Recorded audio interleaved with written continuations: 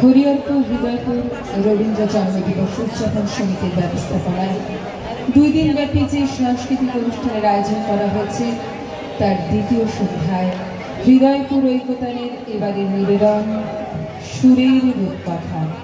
Hello, অংশগ্রহণে সঙ্গীতে কোয়েল নন্দী, সৃজিতা মণ্ডল, সৃজা সরকার, কনিষ্কা পোদ্দার, হিমিকা কবিরাজ, শান্তা পাল, উপলব্ধি মজুমদার, অর্পণ দাস, অরিত্র সরকার, শ্রী মানব দাস। সঙ্গীত পরিচালনায় শ্রী মানব দাস। নৃত্যে উপলব্ধি মজুমদার, আহিনী দাশগুপ্তা, চিরস্মিতা ঘোষ, সাঞ্জুরা চক্রবর্তী, বিদীপ্তা বিশ্বাস, প্রিয়াঙ্কা মজুমদার, রমিতা বালা, মিঠু বালা, অর্চিতা সাহা, দেবপ্রিয়া মুখার্জি, তন্মিষ্ঠা দাস, সঙ্গিনী হালদার। নৃত্য পরিচালনায় শ্রীমতী ডোনা হল। তবলা সঙ্গতে শ্রী কাজল চক্রবর্তী, এসরাজ শ্রীমতী টিঙ্কু, গ্রন্থনা কোয়েল নন্দী ও ধৃতিদীপা হালদার। ভাষ্যপাঠে আমি সুস্মিতা ধর চৌধুরী। প্রযোজনা হৃদয়পুর ঐকতান। রবীন্দ্রনাথ আমাদের প্রাণের মানুষ।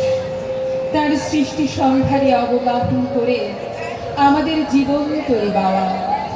বিশ্ব ব্রহ্মাণ্ডের এক আনন্দময় স্রোত তার কাছে শুধু প্রকৃতির রূপ নয়, বরং এটি অসীমের জয়ধ্বনি।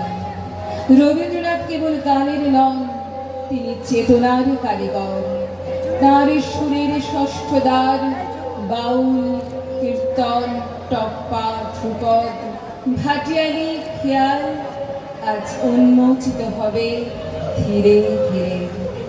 আমাদের এই যাত্রার নাম সুরের রূপকথা। এই সন্ধ্যা আমরা সঁপে দিলাম তাঁর চরণে, যিনি বলেছিলেন, আমারই চেতনার রঙে পান্না হলো সবুজ। তিনি রবীন্দ্রনাথ। ঠাকুর পরিবারে ধ্রুপদী ঘরানার প্রভাব ছিল।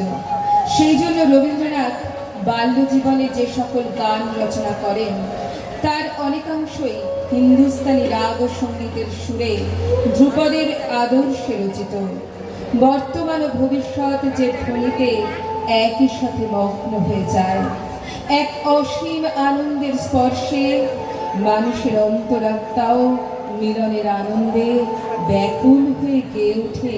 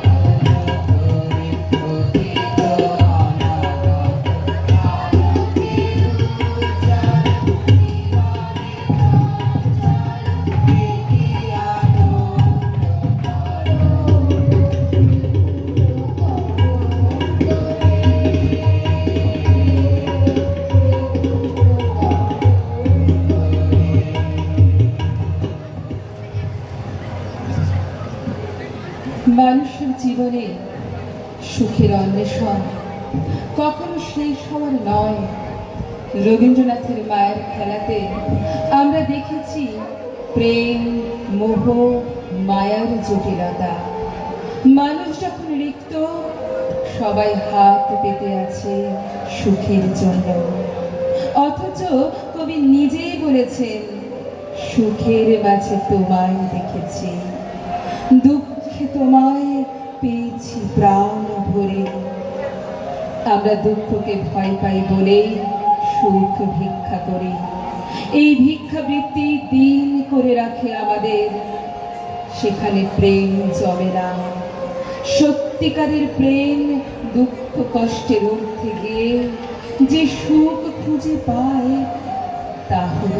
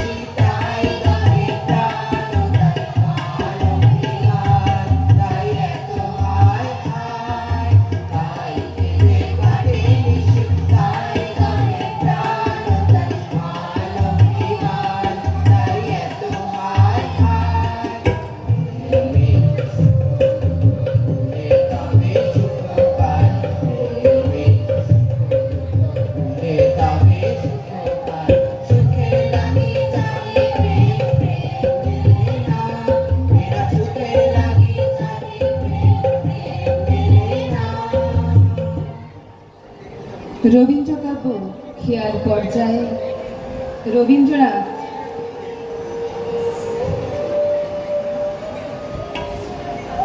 আমরা দেখতে পাই তার মন বস্তু জগতের রূপ রস থেকে বিচ্ছিন্ন হয়ে অন্য এক আধ্যাত্ম রূপের রস থেকে বিচ্ছিন্ন হয়ে অনির্দিষ্ট পথে ধাবিত হয়। কবি মন যখন প্রেমময় ঈশ্বরকে সাধনা করে তৃপ্তি লাভ করতে পারে না, তখন মন হয়ে ওঠে ব্যাকুল। কবি ঈশ্বরকে তখন নতুন করে আবিষ্কার করেন আপন অন্তরাত্মার মাঝে। বাউল মন গেয়ে ওঠে